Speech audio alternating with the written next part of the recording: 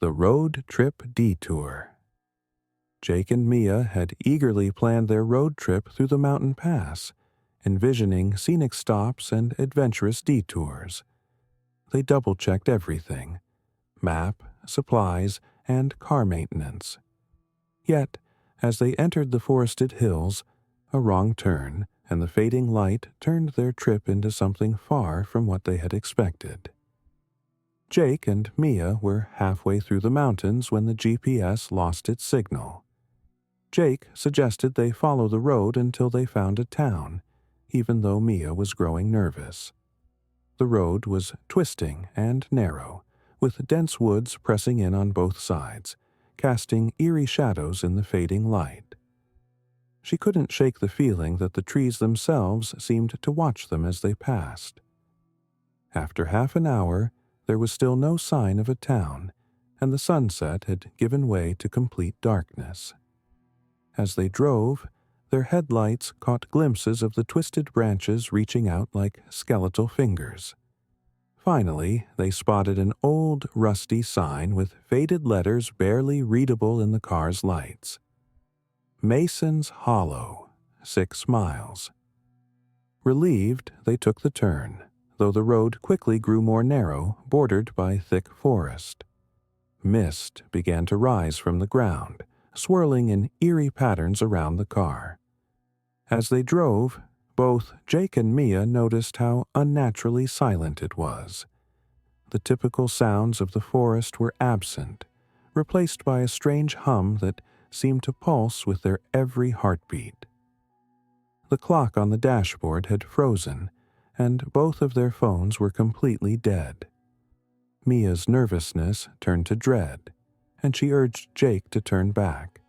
But Jake insisted on continuing, rationalizing that the town had to be close now. They just needed gas, he said. Then they could find a place to stay. After another 20 minutes, the headlights revealed the faint glow of a gas station. The building was old and decrepit, with peeling paint and a flickering neon open sign that buzzed weakly. Mia hesitated, but they needed fuel and directions. She took a deep breath and followed Jake inside. As they entered, a faint bell jingled, and the smell of dust and decay hit them. The station looked as though it hadn't been updated in decades. Dust covered the shelves, filled with strange, outdated products. Cans without labels, expired medicines, and magazines from the 1970s. Mia picked up one of the magazines and a chill ran down her spine. The date on the cover was October 1973, the same year a local legend said a family had vanished in these woods.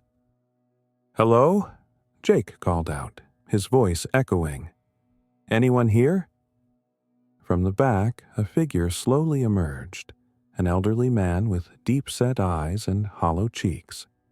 His stare was unsettlingly intense as he looked at Jake and Mia, as though he were peering straight into their souls.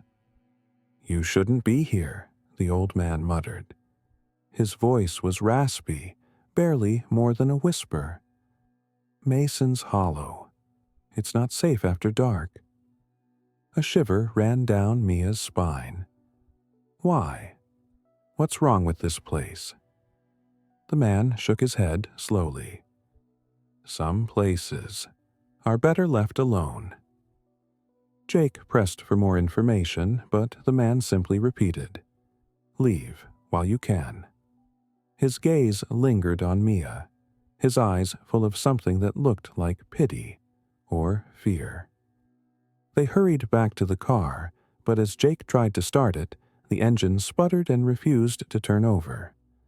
Frustration turned to dread as he tried again and again, but the car seemed dead. Mia looked out the window, and in the mist she saw faint silhouettes moving through the trees, as if someone, or something, was watching them. "Jake, we need to get out of here," she whispered, her voice barely audible. She felt an overwhelming urge to leave, a primal instinct warning her that they weren't safe. They got out of the car, deciding to follow the road back on foot. But as they walked, they noticed something terrifying. No matter how far they went, they always seemed to circle back to the gas station. They tried different paths, walking into the woods, but it was as if the road itself twisted and brought them back to the same spot. Each time they returned, the mist seemed to thicken, and the figures in the distance grew closer, lingering just beyond the edges of their vision. Finally, exhausted and desperate, they stumbled back to the gas station. The old man was still there, but now his expression had changed. He looked almost sad, his face cast in deep shadows. "There's no leaving once you're here," he said quietly. "You're one of us now." "What? What do you mean?" Jake asked, his voice shaking. The man's face took on an eerie, resigned look as he replied, "Every year, on this night, travelers like you pass through. They're chosen to stay." Suddenly, the station lights flickered, and the shadowy figures began moving closer, their forms becoming clearer in the dim light. Pale, gaunt faces with hollow, staring eyes surrounded them. They looked like lost souls, their expressions empty, as if life had long since left them. As the figures encircled them, Jake and Mia backed into the gas station, their hearts pounding as they realized they were trapped. The figures moved in silence, their faces devoid of expression, but their eyes filled with something dark and ancient. Mia gripped Jake's arm, feeling her own fear mirrored in his wide, terror-stricken gaze. Then the figures began to speak, their voices low and haunting as they chanted in unison, "You belong to Mason's Hollow now." Jake and Mia backed away, their breathing shallow as they stumbled into the back of the station. But when they turned, the old man was gone, and in his place stood a row of photographs on the wall. Each photo was yellowed and faded, showing faces of terrified travelers, frozen in moments of horror. At the end of the row, they saw two empty spots with nameplates beneath them: Jake and Mia. A chill ran through them as they realized the gas station wasn't just a stop, it was a trap.